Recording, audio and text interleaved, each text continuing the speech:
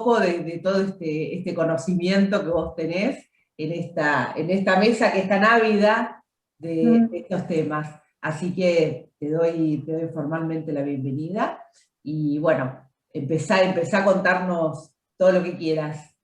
Bueno, gracias, Andrea.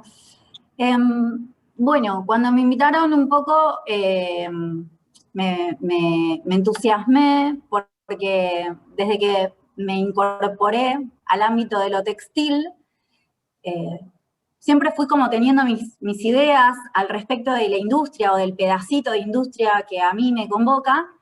Y la verdad que la invitación de Andrea para poder compartir por ahí un poco de estas ideas con otras personas que no son personas que se acercan a mi escuela o que por ahí tienen un rol más de alumno, para mí era muy interesante. En principio yo soy arquitecta, yo estudié arquitectura, tengo mi título de arquitecta y ejercí como arquitecta un par de años trabajando en estudio. Eh, Así que en algún momento fue como una decisión, una especie de corazonada que yo tuve de que por ahí no iba, que lo que yo quería hacer tenía más que ver con otra cosa y que era lo textil. Lo textil a mí me tiraba como desde lo doméstico, ¿no? Desde en mi casa había máquina de coser, la máquina de coser estaba disponible y era algo como en un montón de casas, era lo que estaba muy a la mano. Así que bueno, un año ya por el 2005, como ya casi que otra vida, eh, bueno, pasan cosas en el estudio donde yo trabajaba, eh, me quedo sin ese trabajo y bueno, la verdad que era verano y yo decidí que no iba a buscar trabajo. Dije, voy a esperar a que pase diciembre, enero, vamos a ver qué pasa, después veo qué hago. Y en ese andar, en ese verano, yo me encontré básicamente cosiendo todos los días. Cosiendo todos los días, pero y además loca buscando información, documentos, libros, algo para poder acceder a información, para poder sumar. Porque con la información que yo traía como arquitecta y el saber que me había pasado mi mamá, que era un saber doméstico, muy rápido se me quedó corto. Yo dije, bueno, yo necesito acá más. Entonces empecé a buscar cosas para lugares donde empezar a estudiar, donde sumar información y demás, y me encontré con que, bueno, por supuesto todo el mundo me mandaba a estudiar diseño de indumentaria, que para el año 2005-2006, si bien la carrera ya estaba como muy funcionando y ya Palermo por ahí ya había explotado y estaba esto del diseño de autor y ya había como un movimiento, para mí anotarme en la carrera de diseño indumentario no tenía ningún sentido después de haber hecho como ya toda una carrera, era como, no, era algo que no iba a suceder. Y en ese momento se me había ocurrido que quería hacer ropa interior. Entonces, todo esto se los estoy contando y no les estoy mostrando fotos porque obviamente estoy hablando de una época en la que no tenía ni Facebook y bueno, no hay registro de aquello, no guardo ningún registro de todo aquello, pero el resto de la conversación y de la charla está muy con mucha fotografía para mantenerlos ahí atentos. Me consigo entonces un lugar donde ir a estudiar moldería de lencería. Yo soy de zona norte. Para las personas que no sean de Buenos Aires, zona norte está fuera de capital, a unos 40 minutos en tren con viento en popa, de microcentro sería. Entonces, bueno, para nosotros en zona norte, si bien estamos como muy cerca de a 20 minutitos de capital, para nosotros todo es un viaje como de una hora y media. Me consigo un lugar donde estudiar moldería de diseño de ropa interior, quedaba en la calle Florida. Era un espacio que ahora no existe más, del estilo de la escuela de moda, como un instituto chiquitito. Claro, me pongo a estudiar ahí, me enseñan la moldería y por supuesto, bueno, todo lo que me enseñan eran apuntes hechos a mano y fotocopiados, con todo escrito a mano, ¿no? Como no había ni un Word, era todo como muy, muy casero.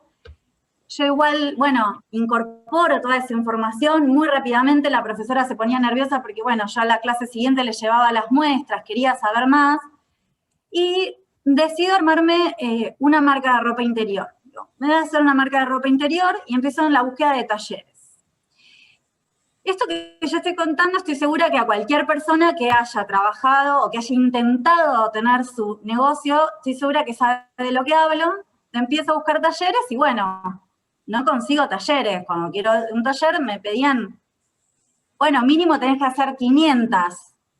Yo, arquitecta, me había hecho como unos diseños sofisticados, porque yo lo que quería era diseño independiente. Yo estaba en ese plan. Yo quería ser diseñadora de ropa interior, bueno.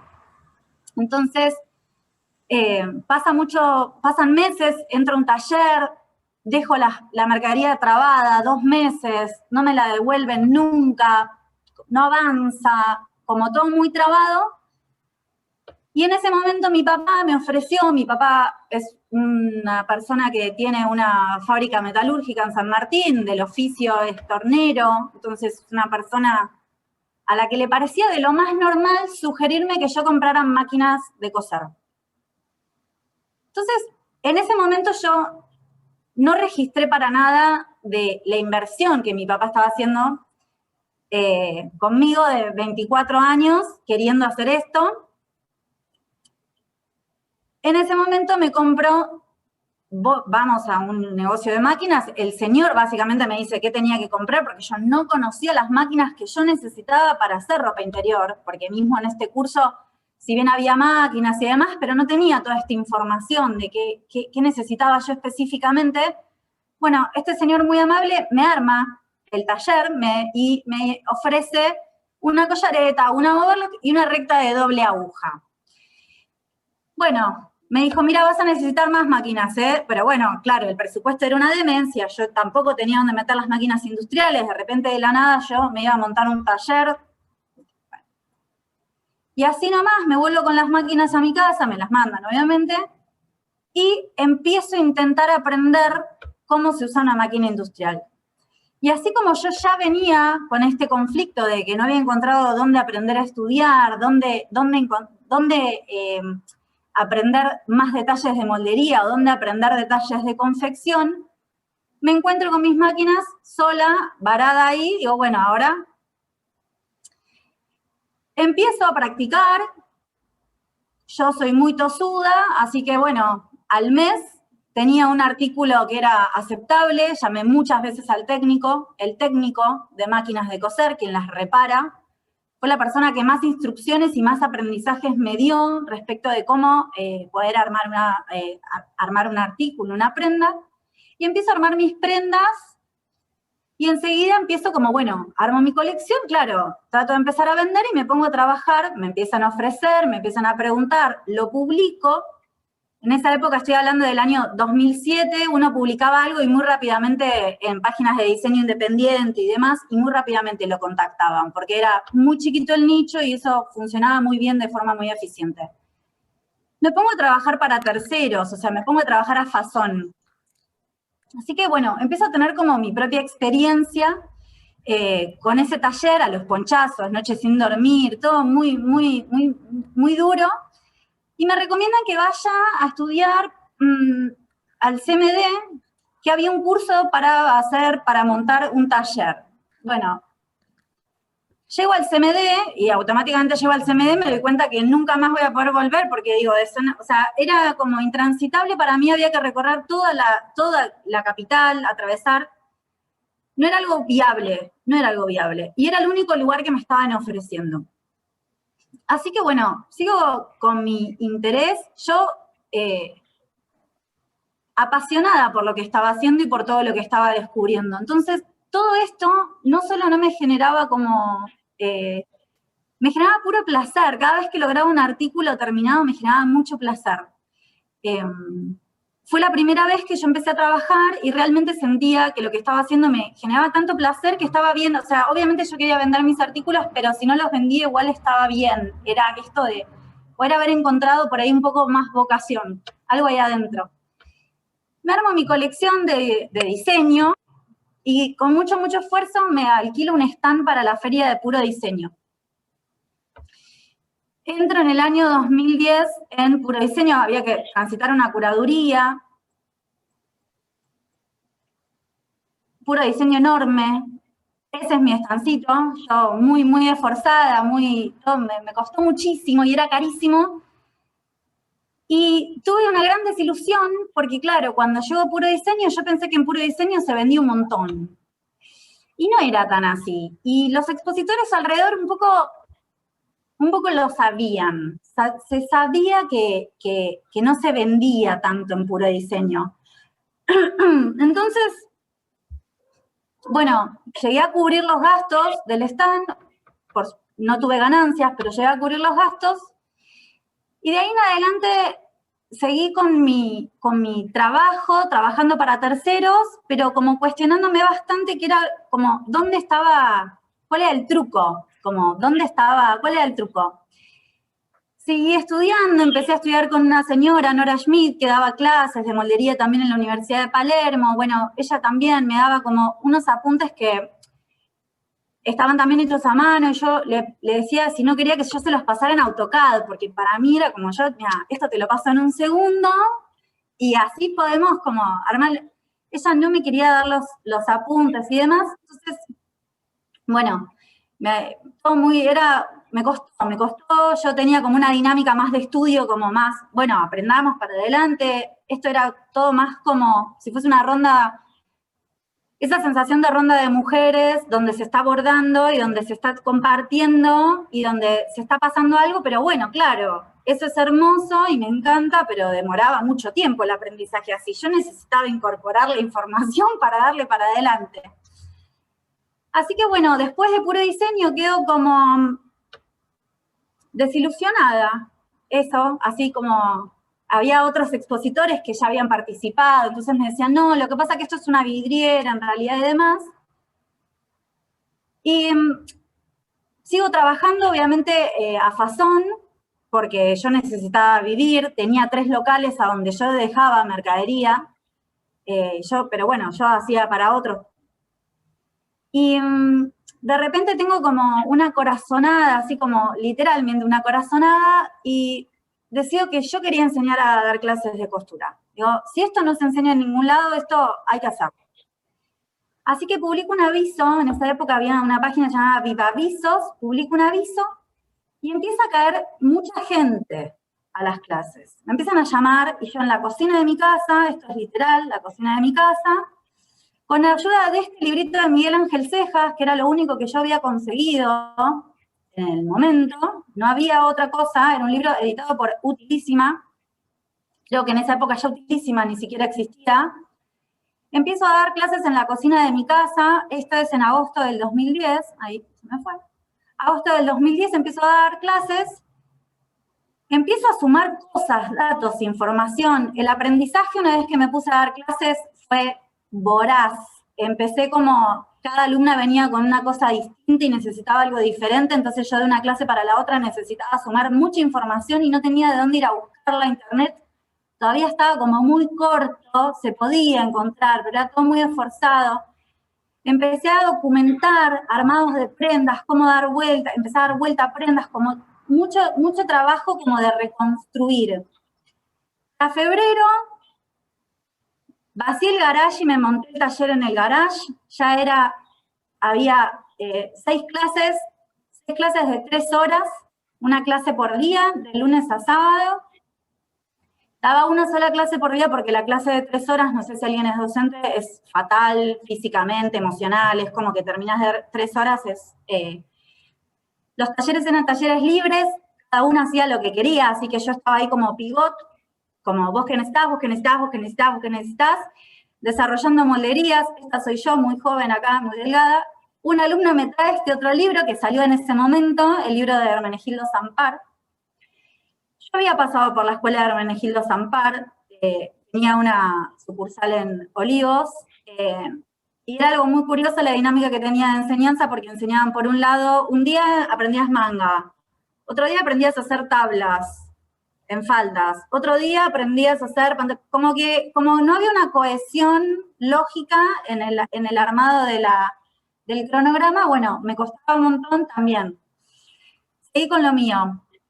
Para febrero del año siguiente incorporé en el garage de mi casa. Incorporé clase de lencería, en ese momento fue como un poco, empezó el boom de los banderines y de los almohadones y no sé qué, necesitaban había un montón de alumnas en el curso Crafties. Incorporé otra profe que daba crochet, tejió 2 agujas, en ese momento explotó también el bordado mexicano. Bueno, mi casa se había transformado como, en ese momento era nada, la gente circulaba por mi casa. Por otro lado, yo seguía trabajando, hacía trabajo fashion y empecé a hacer otro tipo de cosas. Empecé a trabajar con uniformes para promotoras. Todo lo que me pedían, yo sí, te lo hago. Disfraces para fiestas de egresados, muestras para marcas, prototipos para alumnas de la universidad.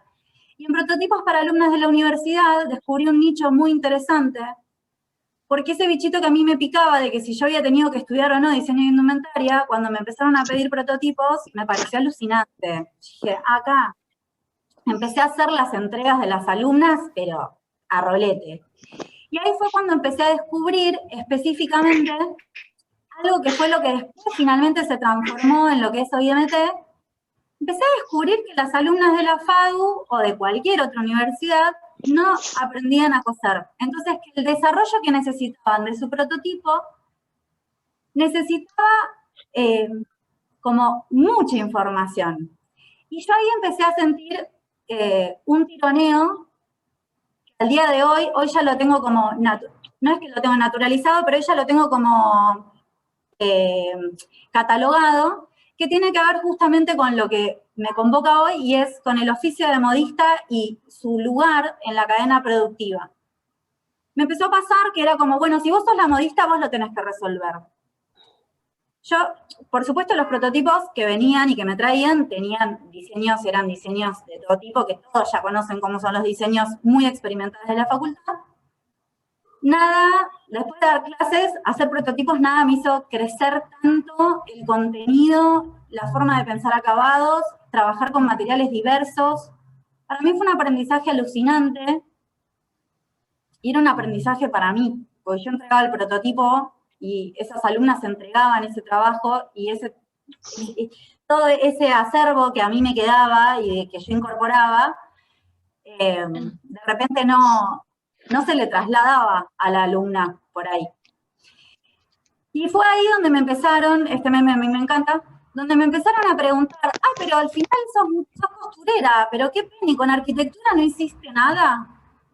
Y para mis adentros era como, hago un montón de cosas con arquitectura, digo, todo mi negocio en definitiva funciona porque estudié o no, pero digo, no es que no hice nada.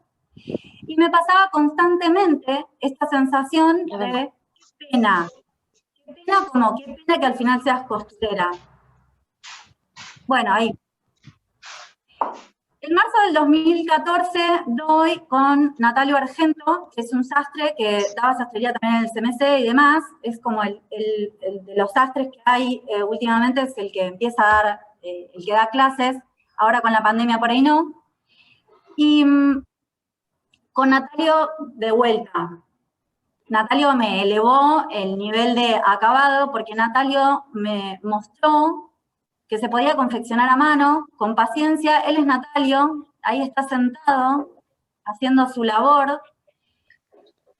También, no era un garage, pero era un entrepiso en su sastrería, el techo muy bajito, y acá de este lado está la mesa, y acá está la mesa del otro lado, un lugar muy chiquitito y éramos muchos. Y ahí pude empezar a hacer acabados con una terminación mucho más delicada y mucho más fina. Entendí cómo era esto de hacer a medida y entendí también por qué Natalio solo podía enseñar sastrería en su sastrería. Natalio todavía da clases y Natalio no sabe nada de moldería. Él tiene acá atrás, donde están estos hilos, él tiene de atrás un molde de cuello y usa ese molde de cuello para todos los sacos. Y él con su mano y a ojo como lo mueve y lo acomoda y eso, nada, es fabuloso, pero a la vez era como, yo necesitaba aprender para poder trasladar la información. Entonces necesitaba poder catalogarla y organizarla y poder replicarla.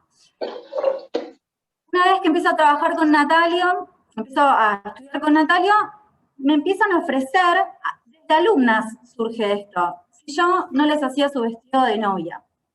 Así que bueno, para el 2015, acá estoy con mi primer saco mirándolo como desesperada, era un saco de terciopelo alemán, me quería morir. ¿Cómo voy a hacer este acabado? Divina la novia, estaba muy contenta, quedó ahí el saco, fue un trabajo súper satisfactorio, y yo empiezo a poder incorporar otro tipo de acabados, como estos picaditos, y otras cosas que no se conseguían en ningún lado, no había dónde. Era como, o Natalio o... Para diciembre del 2015 el negocio funcionaba, así que me logro alquilar un PH y planto lo que para mí es, a partir de ese momento, es la escuela de corte y confección. Me quedo con un type. Seguía dando talleres libres y había tal caudal de alumnas que pedían, que empiezo a tratar de sumar profesoras. Y ahí me encuentro con el primer conflicto así fuerte como para poder crecer, que es que todas las profesoras que me escribían para dar clases eran justamente diseñadoras de indumentaria, que por ahí no sé si sabían coser o no, pero ellas sospechaban que podían, pero era todo como en una especie de limbo. Empiezo a probar distintas profesoras y me cuesta un montón encontrar profesoras que dieran corte y confección y que pudiesen hacerlo además con cierto criterio pedagógico. Entonces, bueno, durante esos años, habrán sido unos 4 años, doy con Laura Barcia, una chica que estudiaba, ya debe estar recibida, de la Universidad de Palermo. Ella trabajaba bastante bien, funcionaba muy bien, la conocí siendo mi alumna de lencería. Con ella se pudieron sumar más clases. Y en este plan a mí me empieza a picar el bichito de que las alumnas que venían al taller libre incorporaban información, pero que había que armar un programa, que se necesitaba armar un programa para que la alumna pudiese aprender. Pero bueno, yo tenía un público que venía un poco más como de hobby, y a la vez yo venía armando y conformando todo esto. Me costaba encontrar la manera de aplicarlo. Sigo trabajando obviamente a Fazón, y uno de los trabajos que más no sé si me iluminaron, pero también que me dieron como una postura muy fuerte sobre qué es lo que es MT y qué es lo que yo quiero hacer con mi trabajo y con mi enseñanza. Seguí haciendo confección de prototipos, no sé si sabrán, pero se cobra súper bien. Son trabajos que vienen por camadas. Y le hago toda la colección a Julieta Omilia Martina, no me acuerdo su apellido, que ellas, bueno, habían sido seleccionadas para el semillero uva, así que, bueno, iban a desfilar en el BAF. Entonces, bueno, trabajo durísimo, porque era una cantidad de artículos tremenda, que por supuesto, con la información que ellas traían, había que hacer, yo tenía que hacer, y en este momento trabajaba también con otra persona, con Karina, había otra persona que me ayudaba.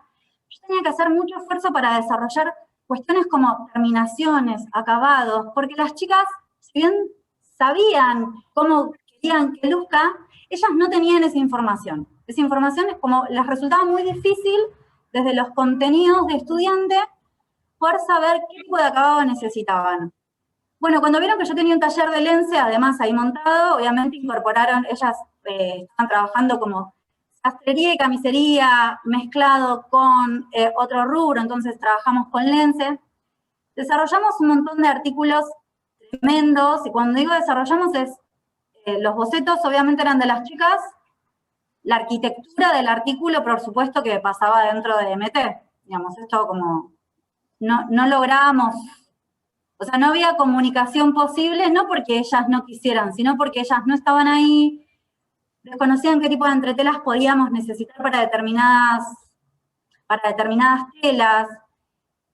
Esta experiencia para mí fue como en muchos niveles. No solo el armado de todos estos prototipos que están atrás, nosotros hicimos todo menos los tejidos, ellas tenían tejidos. Sino que además Semillero Uva les iba a dar un dinero para poder hacer porque, bueno, obviamente hay que costear todo esto y es carísimo.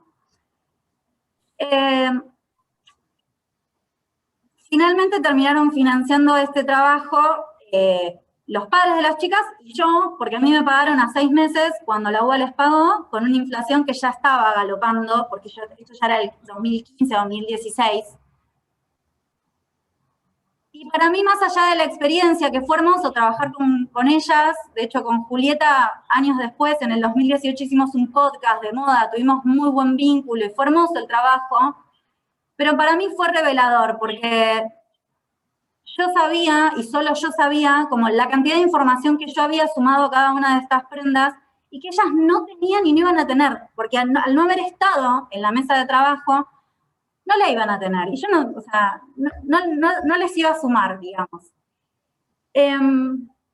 Haciendo esto a mí me pasaron varias cosas. En principio, ellas armaron su marca que se llamaba Trans, que era lo que se suponía que debían armar después de ese semillero. Y yo entendía que ninguno de estos artículos se iba a vender.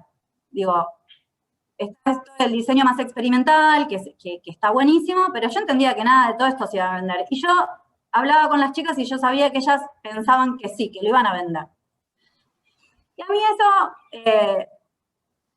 me generaba dolor. Yo ya venía como de muchos años de trabajar sola, del emprendimiento, de sufrirla, de enterarte cuánto tenías que pagar para entrar, como del alquiler, de no sé qué, y esa sensación de que las chicas querían vender esto y de que yo era como, es obvio que esto no se va a vender, me generaba sensaciones encontradas. Por otro lado, yo ya tenía, fue algo de mi personalidad, alguna cuestión como más ecológica, hoy se le dice sustentable, entendía que todo esto además era como, esto está ok, ¿qué hacemos con todo esto sobre la faz de la Tierra ahora que ya está construido? Me empezaron a pasar esas cosas y además yo sentí, más allá de que se les pagó, los pagos fueron acordados, yo sentí que yo había puesto demasiada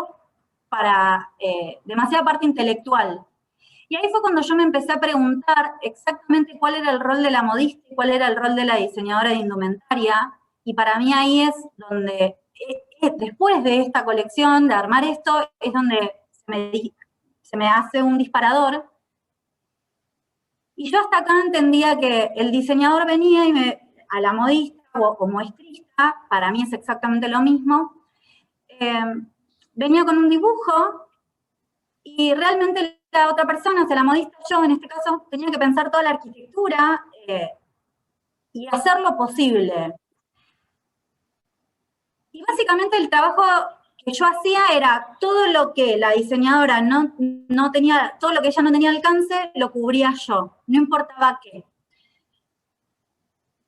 Bien, ahí empecé a darme cuenta que si las modistas donde están, ¿no? Me empiezan a caer trabajos y trabajos y trabajos, la gente me sigue diciendo como, ay, pero te pusiste un taller, como denostando tener un taller o ser costurera, como, qué pena que con arquitectura no hayas hecho nada más. A mí arquitectura me permitió absolutamente construir esto. No quiero decir que para construir esto haya que ser arquitecto, para nada, pero no tengo ninguna duda que los contenidos de arquitectura me permitieron armar todo esto. Y ahí empecé a tener este tipo de cuestiones y como yo empecé a tener como mis ideas muy formadas al respecto. De hecho, suele haber en estas mesas de trabajo muchos docentes de diseño y demás, y algunos que por ahí me siguen en Instagram, no sé, Fabiola, que ya me conoce y demás, yo tengo muy decidido, o tengo como mis ideas al respecto, y un poco es lo que yo les quiero compartir a quienes son docentes sobre todo. Por definición, en el diccionario modista es la persona que tiene por oficio diseñar y confeccionar prendas de vestir, en especial de moda. Es decir, que por definición una modista diseña. Cuando yo digo que para mí modista y muestrista es lo mismo, es que los contenidos o la información, el saber que tiene que tener una modista, son muy similares a los de una muestrista. No me imagino que sabría ser una modista que no una muestrista. Y cuando me dicen, bueno, pero trabaja a medida, estoy segura que una persona que sabe trazar moldes de forma industrial puede resolver hacerle a una persona a medida sin mayores complicaciones. Es una cuestión de oficio, digo. Alguna persona se dedica a esto y otra persona se dedica al otro. En Wiki tenemos como los mismos contenidos de alguna manera. Se denomina modista la persona que tiene por profesión el diseño y confección de prendas de vestir. Dice que el término de modista es válido tanto para hombres como para mujeres. Y acá empiezo a escuchar muy fuerte 3 puntos que son particularmente 3 puntos que considero que desde diseño de indumentaria se podrían empezar por ahí. Por ahí hay gente que ya se los cuestiona, pero hay otros que por ahí podríamos empezar como a conversar. El más importante es que el diseñador no necesita saber coser. Esto como algo que escuché un montón. El diseñador puede perder su creatividad si conoce de acabados. Perdón, ahí les corrijo. Esto también lo escuché. Como no nos enseñan a coser una camisa porque nosotros necesitamos poder tener creatividad de hacer una envolvente y una camisa que no sea una camisa. Ok. Y el diseñador sabe de moldería, es otra información que se dice y se afirma. Por supuesto con la última no estoy de acuerdo, pero eso ya también se corrigió un poco como en las carreras y se sumó moldería porque yo sé que se sabe que los contenidos en moldería por ahí podrían ser un poco mejores. O más, no sé si mejores, pero más completos. Y en Wikipedia figura esto, que a mí esto figura hace un montón de años, que me duele profundamente, pero que ilustra esto que estoy contando. Dice, diseño de moda. El diseño de moda se encarga del diseño y confección de prendas de indumentaria y de accesorios. Y dice acá, que esta parte es la que no debe confundirse con el corte y confección ni tampoco con la sastrería, pues aunque el diseño de moda esté muy ligado a ambos, estos dos últimos se consideran más un oficio que una actividad artística. Esto, que bueno, obviamente pide cita, porque claramente esto no corresponde de repente a algo que se pueda aseverar, digamos, y esto es Wikipedia, y yo entiendo que esto es Wikipedia, pero esto para mí ilustra un poco la forma en la que nos vinculamos dentro de la industria. Está clarísimo que la modista no se ve y la modista está como, el artista es el diseñador y la modista puede responder un poco a cómo trabaja. Entonces, un poco sucede esto, que es que el diseñador de moda traza un dibujo y la modelista desarrolla la moldería o la muestrista y lo confecciona o hace toda una modista, ¿no? Está como, desde el diseño de indumentaria está como bastante seccionado esto, quién hace la moldería, quién hace la confección y puede existir una modista. Perfecto. Lo que yo empiezo a mí, por supuesto, nunca me deja de ir cada vez mejor porque empiezo a desarrollar el oficio de modista, empiezo a poder responder a cualquier tipo de pedido y por supuesto, y yo lo sé, gracias a mi formación profesional, se me hace fácil armar un negocio siendo modista, se me hace fácil poder entender de tiempos de entrega, se me hace fácil respetarle a un alumno que me pide un prototipo y saber que si yo no le entrego su trabajo, tiene que recursar la materia. Cosas que un montón de otras modistas por ahí que tenían el oficio pero que no tienen la formación profesional, o no pueden entender, o no saben, bueno, también por supuesto como en todos los ámbitos, también habrá quien no le interese, pero digo, para mí se me vuelve muy fácil desarrollar este oficio, que sigue estando al día, o sea, como que nunca deja de ser como, ay, qué pena, sos costurera. Si buscamos dónde estudiar para ser modista desde el Estado, bueno, Google primero como no lo registra y nos invita a estudiar diseño de indumentaria y aparecen un montón de espacios. Y si podemos dónde estudiar diseño de indumentaria gratis, por supuesto que hay un montón de universidades, tanto a nivel nacional como estatales y privadas. Muchos lugares donde estudiar diseño de indumentaria. Sabemos perfecto que la currícula de diseño de indumentaria en general no tiene, o tiene muy poco costura. Y yo acá es como algo que es mi gran militancia. El Estado asegura diseñadores de indumentaria, sin embargo no asegura modistas y los diseñadores de indumentaria las necesitan para trabajar. En esta misma mesa, yo hace unas semanas atrás escuché una señora que dijo, bueno, nosotros estamos desarrollando un taller porque la gente no sabe confeccionar camisas. Y eso llamó la atención. que yo sé perfecto que es imposible saber quién te puede enseñar a hacer una camisa de principio a fin. Es algo muy complicado de encontrar quién. Y ella lo contó como diciendo, bueno, esto es lo que descubrimos, que la gente no puede saber hacer camisas, y yo lo sé por supuesto, pero bueno, no como esto de que llamó la atención. Entonces, en este momento nosotros tenemos, en la cadena productiva, tenemos un Estado que nos asegura diseñadores, hay un montón de espacios donde estudiar, pero no así del resto de los trabajadores. Entonces, bueno, como yo soy medio nerd, perdonen, me meto en la currícula del INET para poder saber dónde puedo estudiar. Para hacer sastre, en todo el territorio hay 5 lugares, según el INET, con una currícula homologada. Para ser confeccionista media hay muchos más, hay 337, pero bueno, si buscamos, por ejemplo, en Buenos Aires, tenemos en Ramallo, hay un lugar en La Plata muy lindo, este ya es adentro de una penitenciaría, porque esto es algo que está súper asociado, que las personas de bajos recursos lo que tienen que hacer es coser. Eso ya es como algo que está instalado en la sociedad y que es algo que también es mi militancia. Pueden saber coser si quieren, y si no, y si hay alguien que no es de bajos recursos, también puede querer saber coser.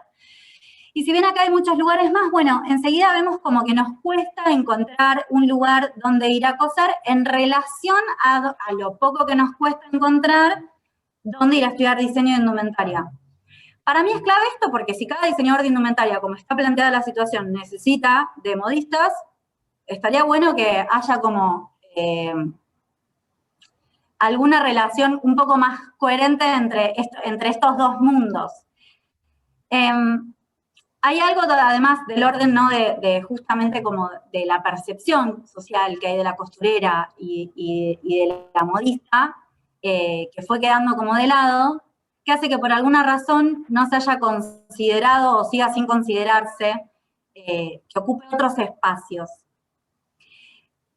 Dando clase, bueno, ya llevo muchos años dando clase, me crucé con mucha gente que sabe mucho y me enseñaron muchas cosas, y hace poco con Inés Van Petegem, que trabaja en el Museo de Historia Nacional, le pregunté si ella sabía por qué, si la costurera y la cocinera habían ocupado el mismo espacio, qué fue lo que sucedió en la sociedad, que el cocinero y la cocinera salieron y tienen un espacio como de estrellato, mientras que la costurera no. Hay algo ahí como que sigue quedando medio relegado.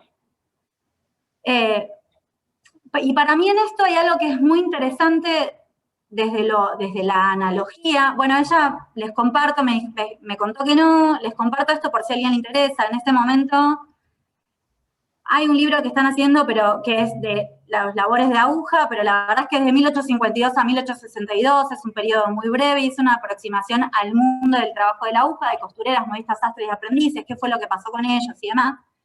Hay algo de información, pero digamos que esto no es algo que esté tan fuerte o tan marcado. Considero realmente que es necesario que todos revaloricemos y reconsideremos la posición de la modista o de la costurera. A mí me gusta este ejemplo, y aparte de paso los despierto, de que hablo mucho. Este señor es Osvaldo Gross, lo conocemos o no, él es cocinero, y él está acá en esta foto con un delantal, y él es el que cocina, y cuando enseña a cocinar, él está cocinando. Él sabe cocinar, sabe perfecto cómo hacer todo. Incluso él es químico, y trabaja muy bien lo que es pastelería y repostería. Es decir, hay algo en la cocina, ella es Narda Lépez, también está con su delantal trabajando, y está en la cocina. Cuando nos enseña a cocinar ella. Y me podrían decir que el diseñador de indumentaria podría ser que tiene como una perspectiva más artista, pero bueno, acá está Marta Minujín con su mameluco, y ella está ahí haciendo su obra.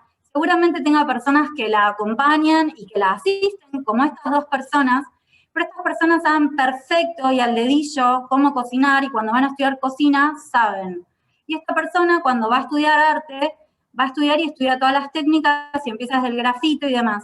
Hay algo que sucede en diseño de indumentaria, con lo cual obviamente siento que es menester que se revalorice.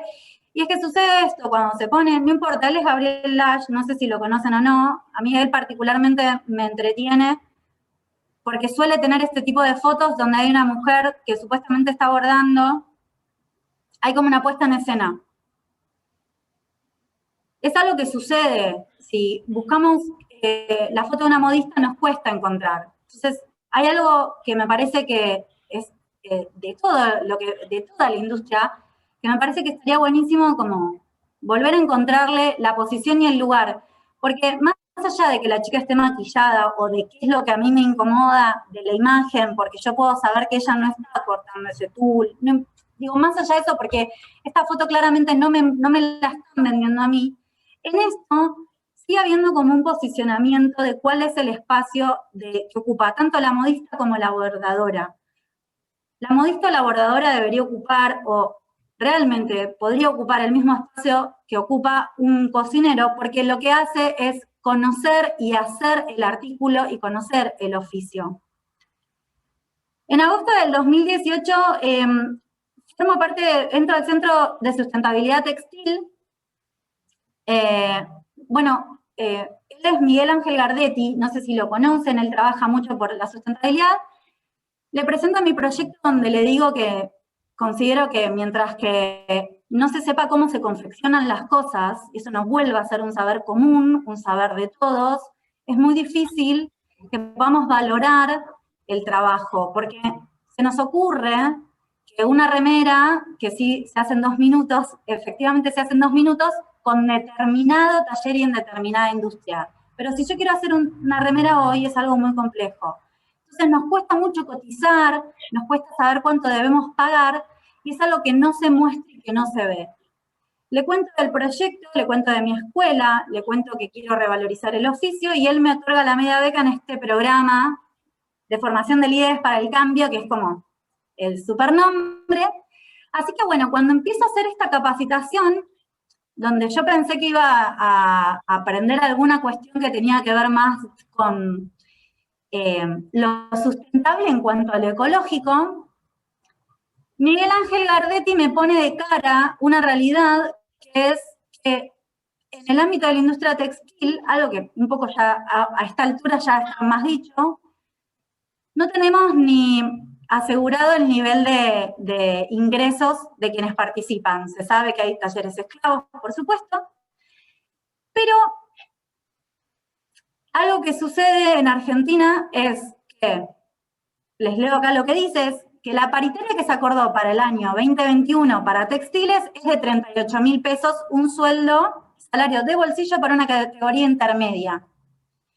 Y acá abajo lo que dice, es otra información, es que para una familia tipo se necesitan 55.000 pesos para vivir. Es decir, que nosotros sabemos que directamente el textil, está bien que sea un costurero, no una modista, pero se confunde bastante en muchos aspectos, está por debajo del nivel de pobreza.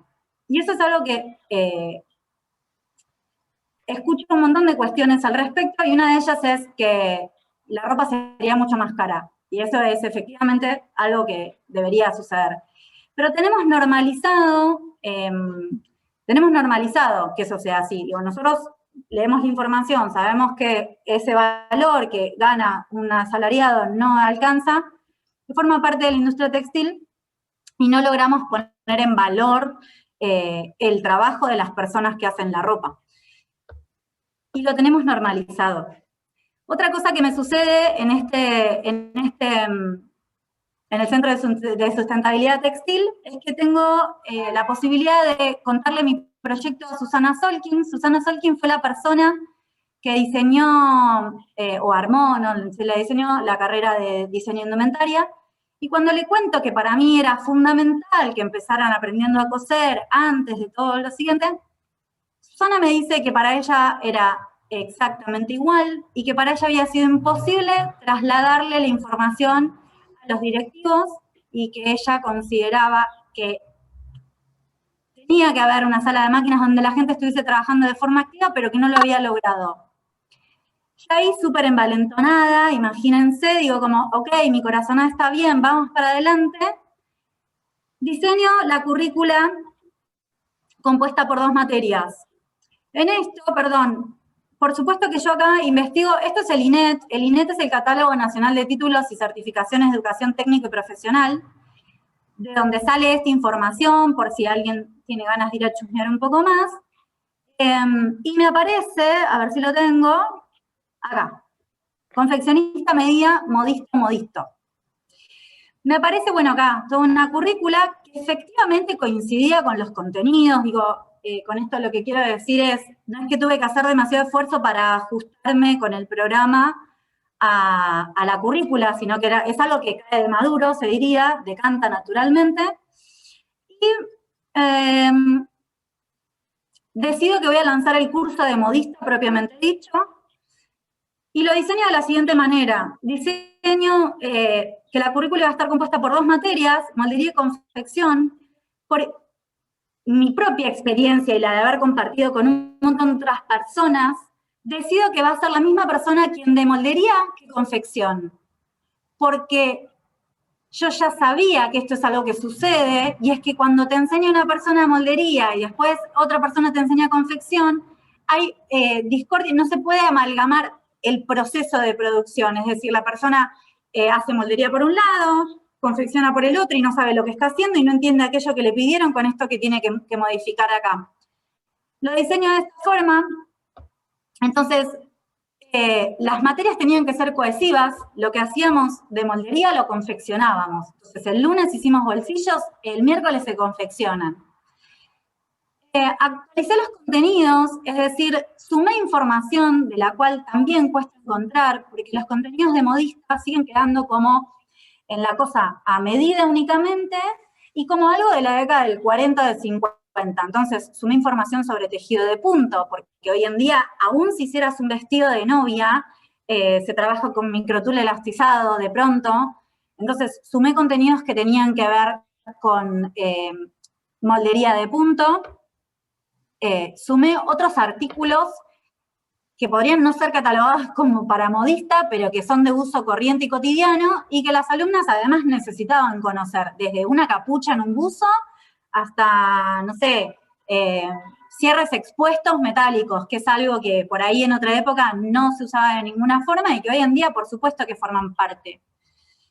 Decidí que la cursada iba a ser 2 veces por semana y la carga horaria de 5 horas semanales, es decir, muy poco.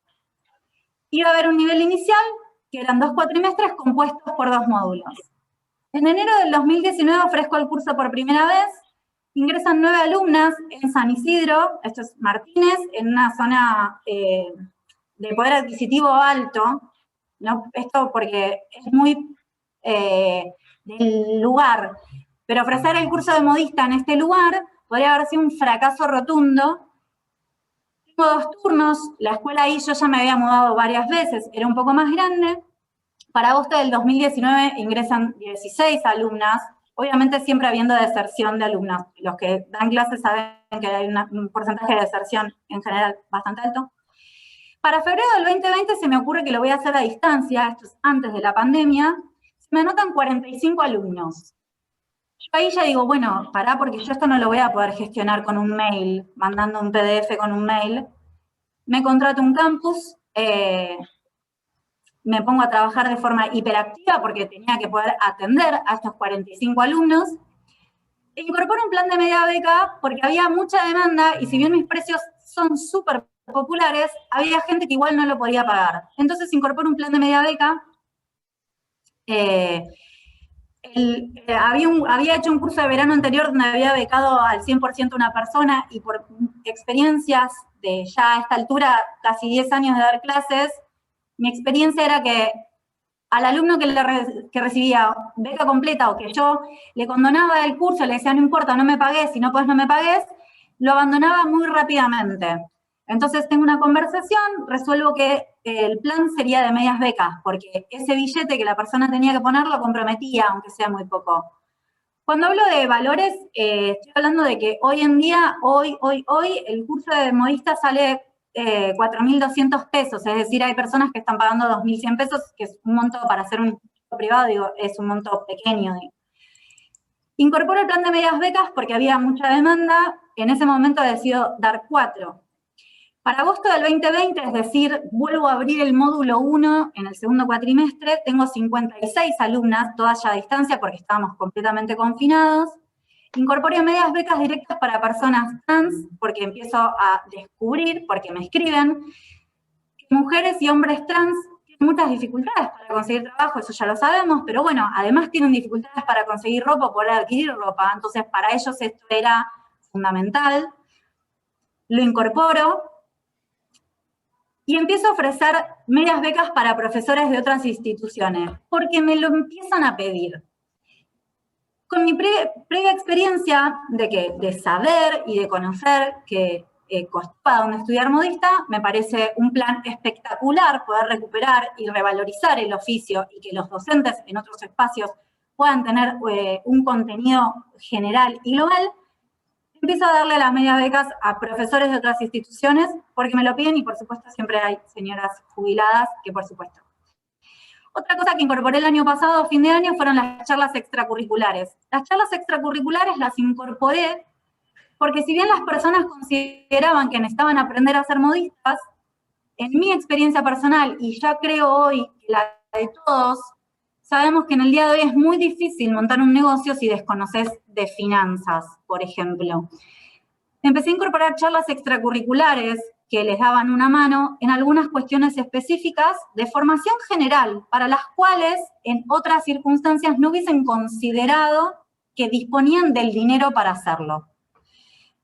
Que con esto quiero decir, una persona que me pide una media beca está pagando 2.500 pesos por una capacitación profesional, hasta que considere que necesita saber de finanzas para poder tener un negocio, puede ser que no le llegue nunca.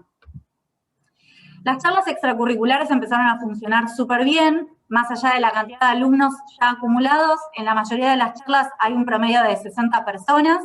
Para las charlas de finanzas que se dieron en la semana pasada había 120 personas muy enganchadas. En marzo de este año, del 2021, ingresan 75 alumnos a distancia. Es decir, desde que monté el programa de modista, jamás dejó de crecer, en ningún momento, por ahora. Incorporé la asistencia al alumno desde el ámbito más personal y psicológico con una psicóloga que trabaja, porque empecé a entender cuál era la razón por la cual había deserción de alumnado. Es decir, empecé a investigar, a preguntarle a cada alumno cuando no podía avanzar con los contenidos, si no podía avanzar con los contenidos porque no le había gustado o había perdido el interés, o no le gustaba la dinámica o lo que estábamos ofreciendo en MT, o si le pasaba otra cosa. Por experiencia propia, yo tengo 2 hijos, sé perfecto que si en casa no hay una pareja que acompañe y una red, para una madre hacer cualquier cosa es muy difícil. Empezamos a chequear que la gente tenía problemas para organizarse, para poder tener el tiempo para hacer la actividad. Porque si bien es una cursada con una carga horaria de 5 horas semanales, requiere de unas 3-4 horas más mínimo por semana de ejercitación y de práctica para no perder los contenidos, digo, para poder hacer las tareas. Con la ayuda de la psicóloga de Rocío Méndez, pudimos empezar a establecer como parámetros, era como descubrimos que tenemos que ayudar a los alumnos a que entiendan que si no diseñan un horario específico para hacer sus tareas y más a distancia, pierden la continuidad. Entonces, todo, Paula. ¿Están cómo? Ay, no escucho.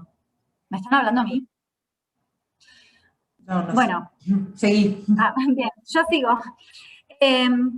Empezamos a descubrir que si hacíamos un pequeño seguimiento, cuáles son las cosas que tenés pendientes, cómo venís, qué necesitas, una asistencia mínima realmente de una persona que ayude en ese acompañamiento, logramos que haya más continuidad en el alumnado. Es algo muy sencillo, que es más emocional, bastante femenino también, pero yo entendí que los contenidos que se proponen para una persona que está disponible todo el día y cualquier otra persona que no esté disponible todo el día no los puede seguir. Entonces, que era fundamental apoyar desde ese otro lugar.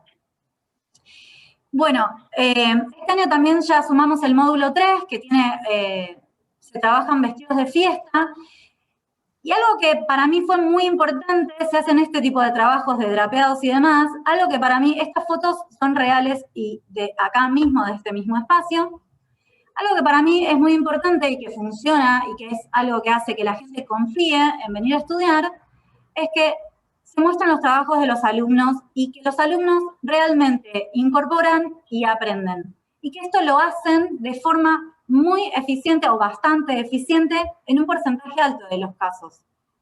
Y esta aclaración la hago porque si uno busca dónde estudiar, cuando dicen quiero estudiar alta costura, siempre hay una foto de internet, bajada de internet.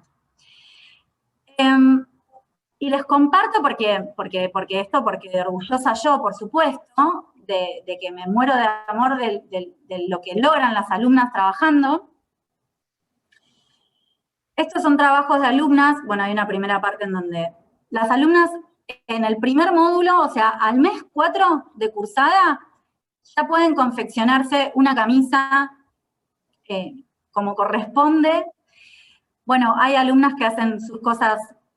Tenemos alumnos varones, poquísimos, pero hay, en taller, ese señor Leonardo tiene taller.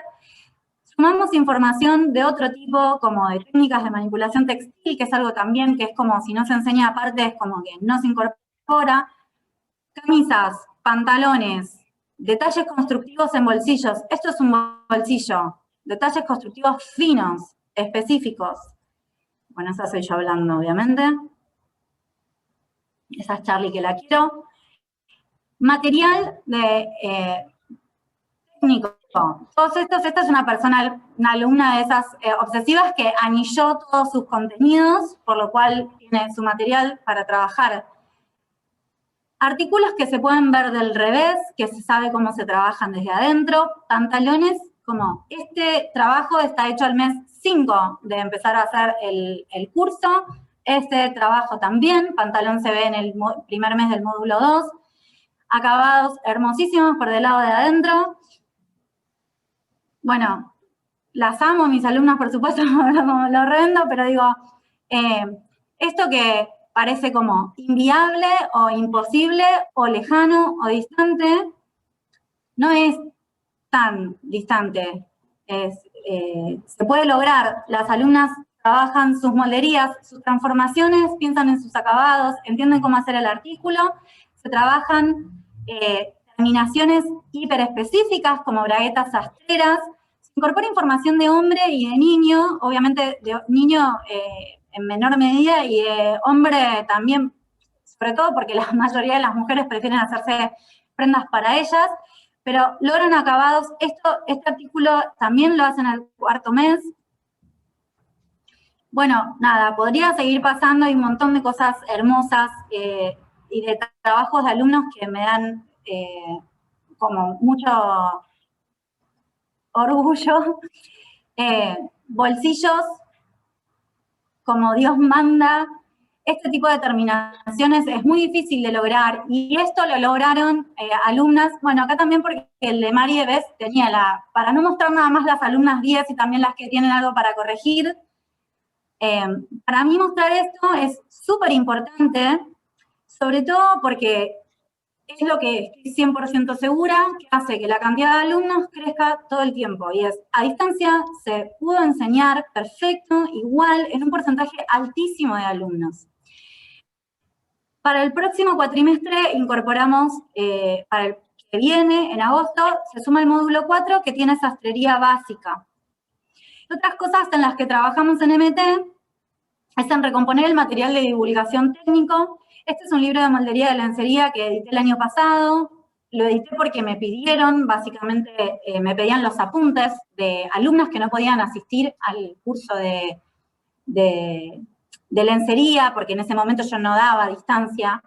Me empezaron a pedir los apuntes. En un momento me malentoné, hice una edición como más económica que esta. Hice 100 libros y se vendieron muy rápidamente, y una vez que se vendieron esos 100 libros muy rápidamente, entendí que acá había sed de libros. Cuando saqué esta edición, el primer día de venta se vendieron 183 libros, que para mí fue hermoso porque yo puse un montón de plata para editar esto, y haberla recuperado en el primer día fue increíble, pero además que había una necesidad. Un libro de moldería general también en proceso hace un montón, ese me cuesta un montón terminarlo. Esta semana sale una revista de diseño para diseñadores y textiles que tiene una perspectiva que invita a pensar justamente en todas estas cuestiones. La revista se llama Textura. Ahí la vi a Gretel por acá, escribe un poco. Es una revista donde invitamos a personas del sector a que escriban y a poder ofrecer una perspectiva diferente de lo que estamos acostumbrados a hablar de moda, que por ahí tiene que ver con la pasarela, y algo que está como más ahí como en el iluminado. Es un proyecto muy a pulmón, que viene saliendo con 2 meses de demora. Fue tremendo armar una revista, fue dificilísimo. Y hay 2 títulos más ya proyectados para este año. Uno es de vestidos de fiesta, que lo vamos a hacer con Tere Mulek. Tere Mulek es una modista que hace vestidos de fiesta, sencillos, que es una información que realmente hace falta porque es algo que también se piden un montón. Y bueno, hace unas semanas atrás, Marianela de Cuarto Colorado presentó sobre el paraguas y yo la escuché que ella contó que Juana, quien cose el paraguas, ya no tiene a quien enseñarle cómo coser un paraguas. Entonces la invité a que documentemos esto, no tanto por la venta del libro de cómo confeccionar un paraguas, pero sí porque me parece fundamental valorizar cada pequeña fracción del oficio que hay y que esté documentada y que eso no se pierda. Estoy haciendo una encuesta hace un tiempo ya, solo porque quiero mejorar los contenidos que podemos ofrecer en MT, y uno es, se las pregunta a diseñadoras de indumentaria específicamente, deben responder solo diseñadoras de indumentaria, y uno si saben coser, y acá hay una aclaración sobre qué saber coser, porque por supuesto, como en todo, por ahí una chica que sabe usar la máquina de coser considera que sabe coser, la mitad no sabe coser y la otra mitad sí. Y cuando pregunto que si considera que la falta de corte y confección dentro de la carrera limita sus posibilidades de diseño, un 72% dice que sí, y un 17% dice que tal vez, y un 10% dice que no. Y bueno, en la encuesta también hay otro contenido que tiene que ver con dibujo técnico y digital y herramientas digitales. Cuando pregunto si consideran que tanto corte y confección como computación me refiero a uso de Illustrator y programas específicos de diseño, ¿deberían formar parte de la formación profesional universitaria? Responden que sí, claramente. Esta encuesta yo ya conozco, o sea, ese aspecto. Más allá que yo personalmente lo considere necesario, creo que recuperar el oficio de modista es posible y es urgente.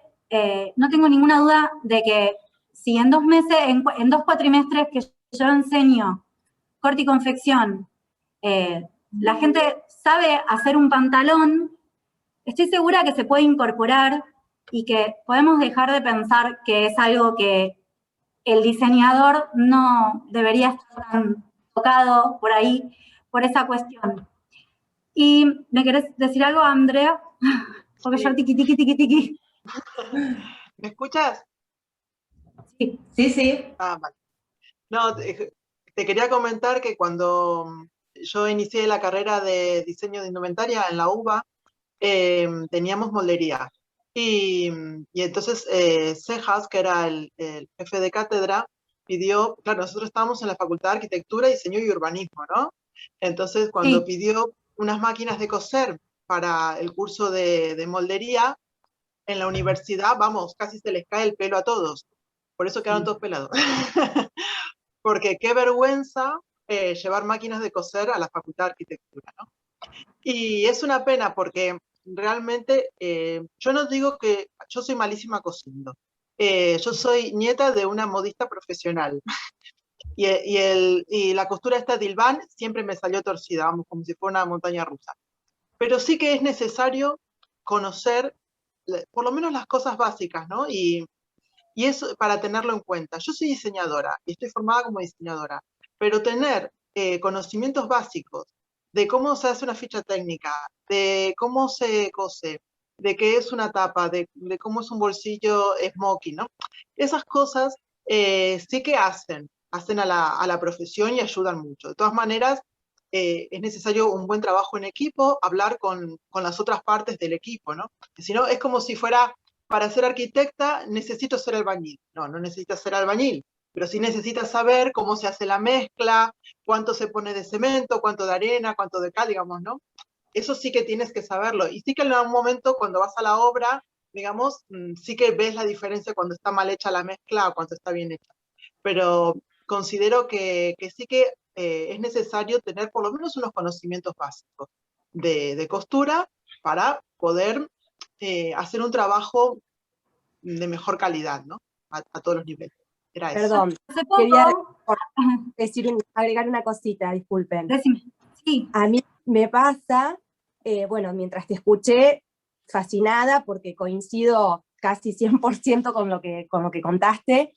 Yo empecé odontología, imagínate, dejé una carrera universitaria para estudiar abogacía, le dije a mi papá cuando me preguntó porque me daba vergüenza, y en ese momento, que te estoy hablando en el año 97, 98, me dice, ¿pero vos querés abogacía o qué querés? Le digo, si yo te digo lo que quiero, vos no sé qué me vas a decir.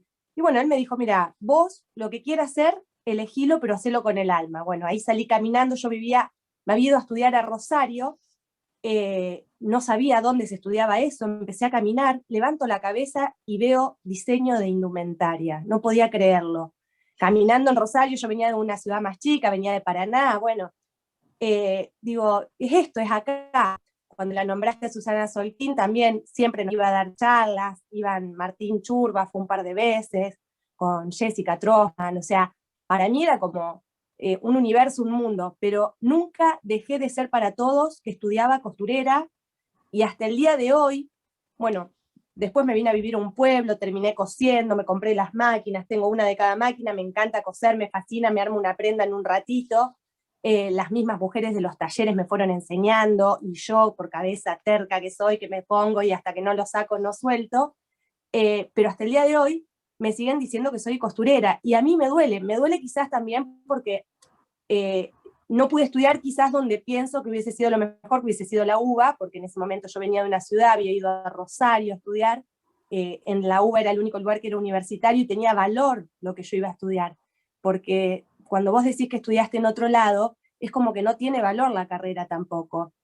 No, absolutamente, y eso yo soy arquitecta de la Universidad de Belgrano. Ya eso, claro, tampoco cuenta. ya hay un problema, ya Bueno, hay algo que claro. no funciona, ¿viste? Como, Bueno, hay algo ya, solo ahí ya es un tema, sí. Todas las chicas que vienen hablando en todas las charlas y todo, yo digo, no sé qué soy, o sea, estoy en una disyuntiva que no sé, porque yo sentarme a la computadora, cero, o sea, cero armarte fichas técnicas, no se me ocurriría, pero vos me pedís un diseño, una muestra, meterme en los talleres, hacer moldería, desarrollar progresiones, tizar, encimar, cortar, pero no sé cómo se llama lo que hago, o sea, porque yo me gusta crear lo que me imagino, me hago un boceto, no soy buena dibujando a mano alzada, pero yo me lo entiendo, y me pongo con la moldería, la desarrollo, hago la prenda, y si tengo que hacer uno, hago uno, y si tengo que hacer 1000, hago 1000. Pero no sé qué soy. O sea, si yo tendría que buscar trabajo... Porque yo te entiendo, porque para las personas que nos dedicamos a coser, cuando a veces me pasa que me dicen, ¿pero sos muestrista o sos muestrista? ¿Qué querés? Te lo hago. No tengo problema, o sea, tengo la información, no sé, soy lo que necesitas, claro. Decime qué necesitas. Yo sé que existe como esta segmentación que de repente no hace falta tanto, o por ahí en una super empresa sí, pero no necesariamente. Fabiola, y yo con esto yo ya cierro y espero sus devoluciones nada más. Fabiola hace poco me presentó a Hugo Enciso, creo que es su apellido, que trabaja en INTI.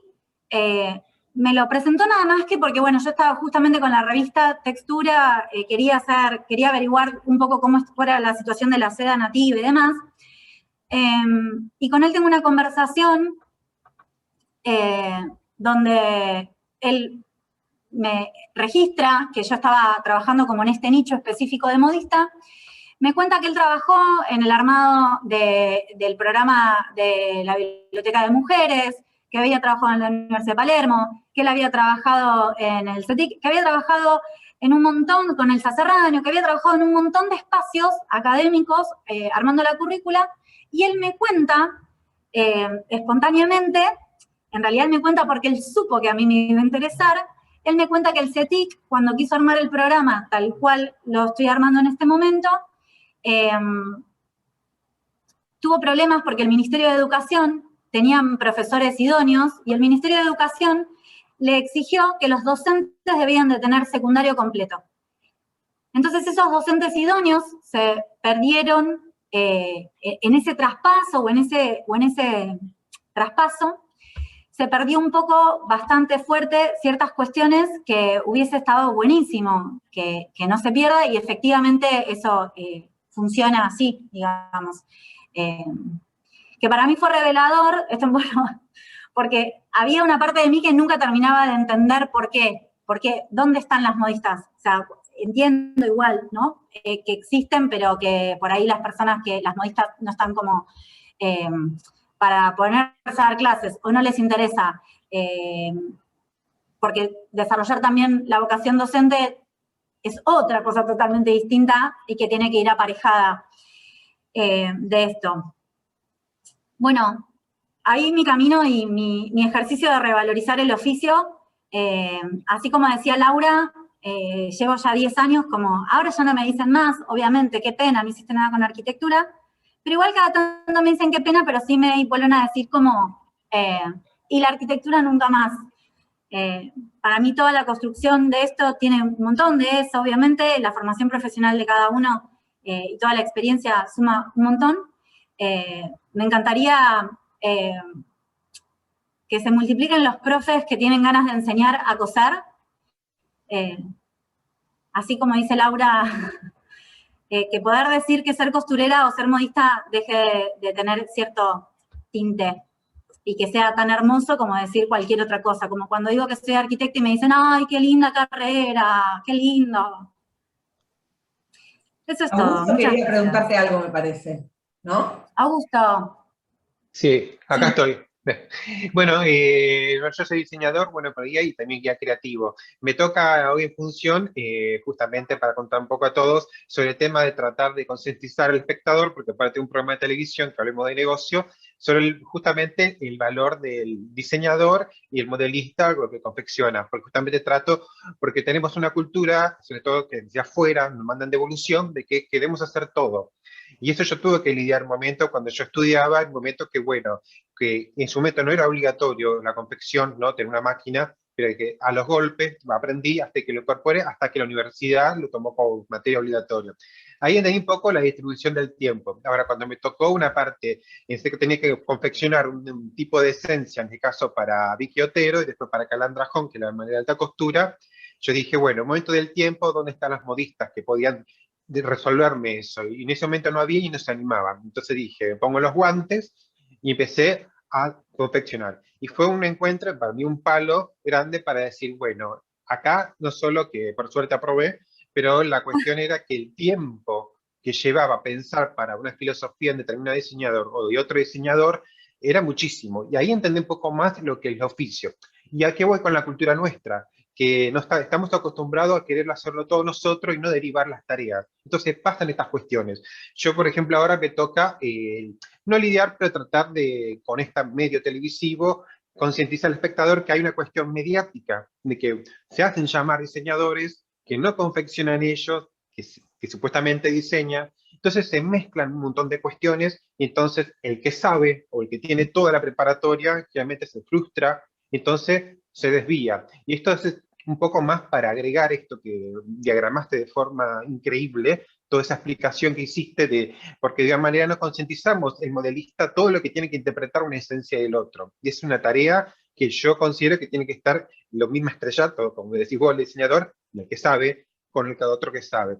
Por eso que considero que es importante este oficio Y un poco para concienciar nosotros, cuando queremos hacerlo todo, no dejamos también el otro oficio que también brille por su parte y lo necesario que es. Y por todo, en este tiempo, tema de tiempo. Simplemente quería agregar esto.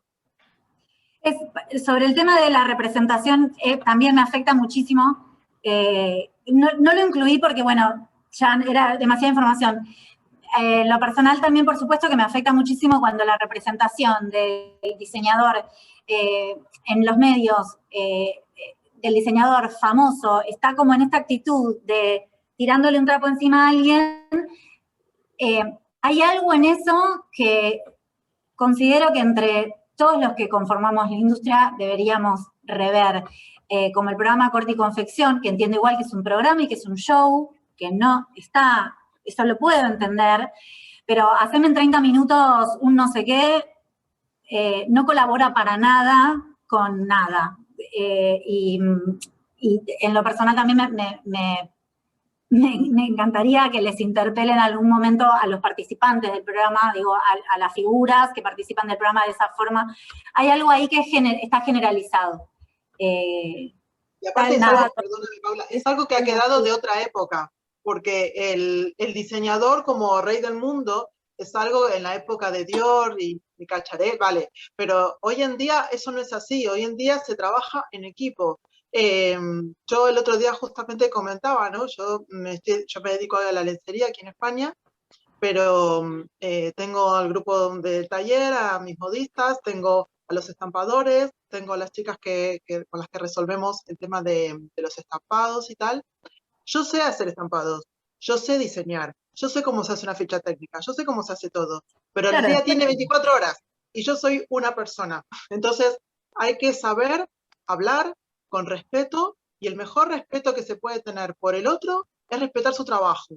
Es explicar con claridad, hacer una ficha técnica en condiciones para que todos podamos hablar y podamos explicar esto te va a quedar mejor así, esto no, y escuchar al otro. No pasa nada, yo no tengo todas las verdades adquiridas por haber hecho la carrera de diseñadora. Conozco mucho, también se conoce mucho más cuando empiezas a trabajar. Esa es una gran realidad, que todo eso te lo puede decir cualquiera. Claro, entonces, pero conocer también todas las actividades te sirve para conocer cuál es el alcance que tiene el trabajo del otro y hasta dónde vos en realidad estás haciendo agua y le estás endilgando al otro como el problema. No, y eso no, hay que conocer para saber qué es lo que pides al otro. Sí. Yo, por ejemplo, a las modistas y al taller, yo sé qué es lo que le pido. Y ellas a lo mejor me dicen, pero mira que esto te va a quedar así, estás a... bueno, pero es que sí, yo quiero eso. Pero te quiero decir, lo hablamos. No es que yo voy imponiendo lo que yo diga. Ahora, por ejemplo, me acaban de llamar, mira, Andrea, esto que decías al final, no sé si va a alcanzar, lo puedo hacer de otra manera. Digo, no, resolvelo entonces como a vos te parezca porque está bien. O sea, yo no soy la dueña de la verdad absoluta. Yo quiero una cosa y lo tengo claro, pero escucho a mi equipo, porque la idea es sacar adelante un trabajo bien hecho y bien resuelto. Ahí Martín, bueno, poco de eso quería... Sí, Augusto, un minuto. Martín Suárez te preguntaba, Paula, ¿cuánto tiempo dura tu oferta formativa de modista? El nivel inicial son 2 módulos, o sea, 2 cuatrimestres, y hay un segundo nivel que tiene el de vestidos de fiesta y el de sastrería. Quiero aclarar igual que me parece poquísimo, es decir, con estos contenidos las alumnas habrá obviamente alumnas más entusiastas, como siempre, pero en este periodo de tiempo llegan a hacer una camisa, un pantalón, uno, y uno no es suficiente para aprender con H intermedia, digamos, para absorberlo. Me encantaría que fuese más. Hay una realidad, o sea, entiendo entre los tiempos de producción, las personas tienen un gasto altísimo porque confeccionar esos artículos, si bien tienen permitido entregarlos en lienzillo o reciclar telas, bueno, se suma un gasto más, requiere de una voluntad tremenda que un alumno te haga 3 veces un artículo, y considero, en lencería me es más fácil enseñar esto. Yo considero que si haces 3, recién el tercero está ok. Como hago uno, hago otro, ahora lo entendí, ahora lo sé hacer, ahora es mío, ahora tengo la información. ese es el periodo de tiempo y considero que me encantaría a mí que fuese más, pero sí, no hay respuesta de las alumnas para más. Y también, bueno, hoy en día también todo les parece... Tengo muchas alumnas que quieren ingresar al módulo 3, que no hicieron el módulo 1 y 2, y yo no las incorporo, porque por cómo está distribuido la información para hacer vestidos de fiesta, como era el tema de la falda plato, lo vimos en la clase 3 del módulo 1. Entonces, es correlativo. Y a la gente le da mucha fiaca hacer esos dos módulos. Yo digo, es solo un año de tu vida. Es muy poco, pero bueno, hay algo generalizado respecto a estudiar que cuesta un poco. Obvio. Patri, ¿querías decir algo cortito? Porque estamos ya ahí 26. Patri, ¿me escuchás? Sí, acá estoy, ahí está. Sí, además ya la veo a Celeste ahí conectada. ¿Cómo estás? Bueno, primero quería hacer un par de detalles y de comentarios. Me parece que está buena la propuesta que plantea Paula. Voy a dividir todo lo que tiene que ver con show y con espectáculo, porque llevaría más tiempo también plantear cómo es que llegó la propuesta de corte y confección, cómo es que se determinó los participantes y cómo tenía que ser el criterio del jurado. Eso es para un capítulo aparte. Sí entiendo perfectamente que puede haber cierto desagrado, incluso para los que nos sumamos en la propuesta, en la primera ola, en la primera convocatoria. Sí entiendo que la actividad de sastre y de modista es fundamental. Principalmente el año pasado muchísimos diseñadores tenían inconvenientes para encontrar modistas para el desarrollo de sus propuestas, de sus productos, las líneas de home office especialmente, pero también sé que en algunos casos hay diseñadores que sí son modistas o sastres, como el caso de Gabriel Lash. Él en particular lo es, más allá de que ahora poco se dedica, pero él aprendió el oficio de sastre de su papá directamente en Mar del Plata. Trabajaba con su papá. Y para salvar un poco la distancia, así que él ese conocimiento lo tiene, no así todos los diseñadores, incluso muchos de los que están participando hoy en este programita de que están hablando, tienen talleristas, bien como vos lo decís, Paula, aunque también tengo que considerar que la actividad o el crecimiento de un sastre me parece que necesita un poquito más de tiempo. Esto es algo que nace desde muy pequeño, ¿no? No es algo que se pueda decir que en tan corto tiempo, es desde mi apreciación y de haber escuchado No, y necesita de trabajo continuo. Exacto. Necesita del día a día. Necesita. Y la mayoría de los que sé, que caso José Balocen, o como te decía Gabriel Lash, incluso Benito, que él también sabe, tiene el oficio de modista y de sastre, o Jorge Rey, no así otros, en esos casos sí, ellos lo han aprendido desde muy chiquititos. Me han hablado de 9 años, 10 años, en algunos casos Balocen me dice que a los 10 años empezó a trabajar todo lo que era el tema de sastrería. Por lo demás, sí apoyo la iniciativa, entiendo perfectamente que hay que dejar de lado esta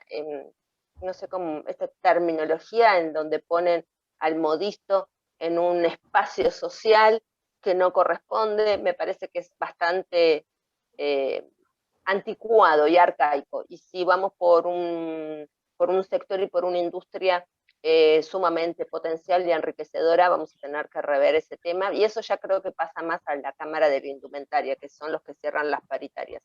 Yo como Cámara de la Moda, el aporte va hasta ese punto, hasta esa vereda llegó. Gracias, Paula, por tu tiempo. No, a vos.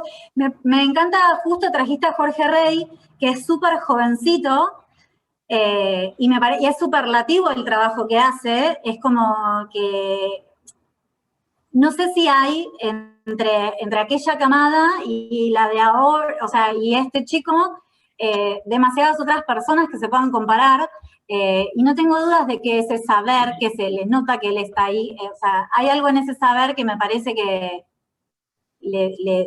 fue pura ganancia para él. O sea, es pura ganancia.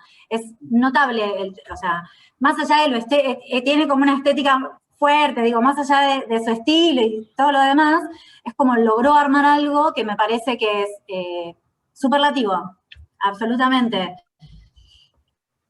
Bárbaro. Bueno, Paula, la verdad Y 30 me callé, mira, Andrés. no, un placer escucharte, un placer tenerte, porque aparte sos de la mesa, es como que en realidad estás acá hace mucho tiempo, así que desde el principio, así que no, una maravilla escucharte. No sé si a alguien le quedó algo ahí pendiente, porque ya estamos terminando. Yo, una cosita Sí, para redondear nada Augusto. más, ¿qué querés decir? No, es un poco más esta cuestión de que hablamos, también otra cuestión del conocimiento es cuando también tenemos que, entre comillas, educar al consumidor, ¿no? Cuando dice, ¿por qué sale esto? Si aquello me sale más barato, sabiendo que vos, la que no confecciona con calidad. Entonces, estas cuestiones que también se prestan, que es por eso digo, hay cuestiones mediáticas que también nos cuesta, especialmente al que tiene el conocimiento, de, bueno, es lo que vale, yo no puedo rebajar porque tiene un montón de aplicación, ideología y técnica, más allá de mi estudio y todo el tiempo, pero cuando hay un momento que el cliente empieza a manipular, es también otra cuestión, ¿no? Por haber consumido ciertas cuestiones mediáticas. Simplemente eso, que mi tarea como, digamos, el conductor es justamente concientizar eso, nada más que eso. Gracias. Gracias. Bueno, si querés concluir con algo, Paula, nada. No, gracias por el espacio. Eso es todo, gracias por el espacio. Seguiremos y seguiremos hablando de todos estos temas, sin duda.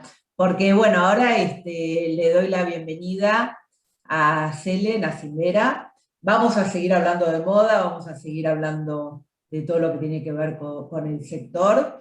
Cele, la verdad que tiene también una trayectoria enorme, enorme. La queremos escuchar. Y bueno, no sé si, Caro, vos querés presentarla a Cele, si tenés ganas, así como para darle una introducción. Ya, yo creo que cuando empiece a hablar Cele, se presenta sola ella. Ahí está, mira, ¿ves? Está Elio y Jorge, estamos un montón acá en la mesa que la conocen antes que yo, inclusive. Pero Sí. bueno, es una